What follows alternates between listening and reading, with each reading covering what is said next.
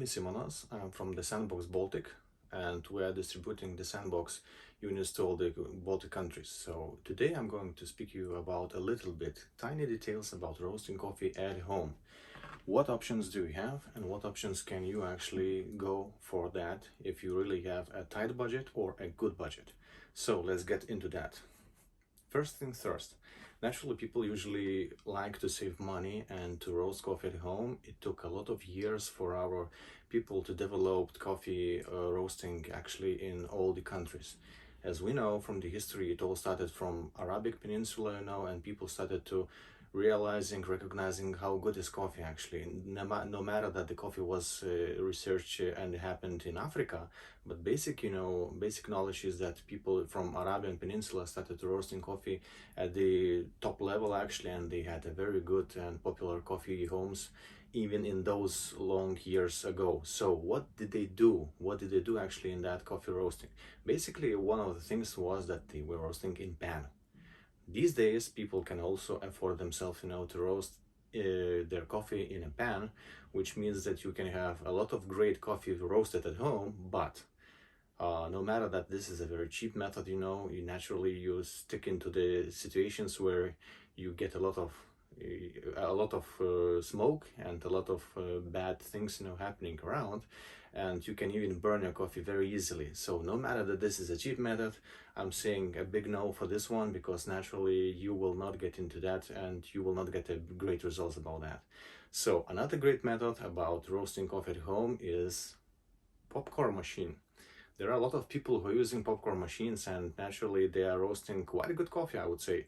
The only downside is that these machines usually not dedicated for roasting coffee at home, so you can easily go into a fire flames or something. So naturally you can get into very big problems and situations where once roasting coffee with the popcorn machine, you can get huge flames at home, and well, this is not a good thing, I think. Okay, so if we go actually into something more specific, and if we have some kind of a budget, naturally we start looking for a roasting machine. Basically, let's say that there are two types of roasting machines. Either this is a hot air machine or a drum roaster. They can have a very similar price points, actually, where you can start from something like 500 euros or dollars to a couple of thousand of euros and dollars actually. So let's speak about the hot air machines. First of all, they were invented for the industrial roasting, and coffee machines were made to have around 700 of the degrees to roast coffee in about 5 minutes. And then of course cool it down with the water. Naturally you get a very artificial coffee that is made for industrial usage, and naturally when you get this coffee actually for your home, you usually pay a very low price for that. Because why? Because this is a very quick method actually of roasting coffee. But nevertheless, these companies invented very small batch roasting machines, and they happened in many companies. And these days we can find a lot of great brands like Ikawa and others actually who are supporting with the hot air roasting machines, and naturally they are saying that this roasting profile and method is great. I would say it's great for small batches, and especially if you have a great roasting profile at your phone, at your tablet, at your computer, because naturally with hot air you have a little to almost no ability to control the roasting profile and roasting things, because this is a completely different thing. So from my side, I'm not a big fan of hot air roasting machines. Because why? Because naturally of a lack of a control. Because here you have a big situation where you have a great machine, you have great beans, but zero controllability of that. So my recommendation is think twice before buying a hot air roasting machine, because usually these machines are not so much dedicated for roasting, big quantities of coffee beans.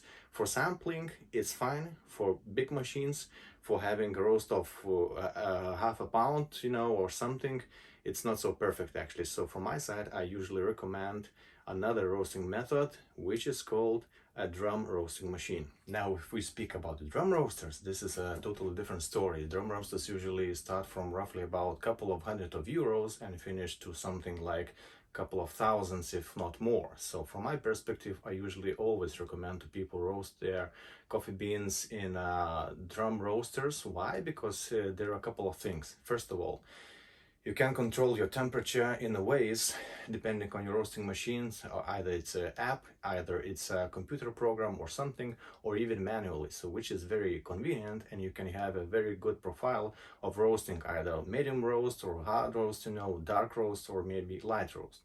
Another thing is about roasting at home with drum machines is that you can actually control everything what is happening with your beans.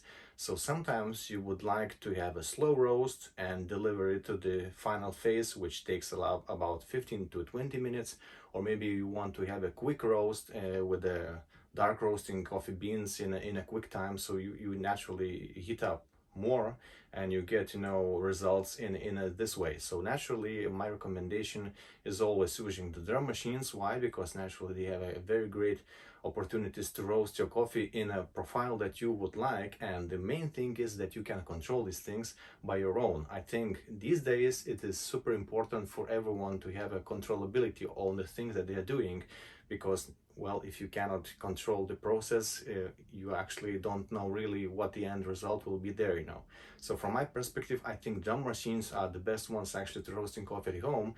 And if you have a chance to a little bit invest more than 1,000 euros, I would definitely recommend especially the Sandbox roasting machines. Why? Because naturally these devices are one of the greatest on the markets, and I would say it's almost the Apple of the phones. So this is almost the Apple of the drum roasting machines. So from my perspective, I always go for better devices than rather roasting with the cheap devices, because the end result is usually super important. Because here is a tip: if you will start roasting with the cheap devices, I think in the end of the day, in 2-3 months, you'll recognize that you're roasting quite flattish coffee, and this is not going to be super perfect for you. So my recommendation is always to have a good device, have a good software, and in the end, you have a very great and nice coffee actually roasted at home.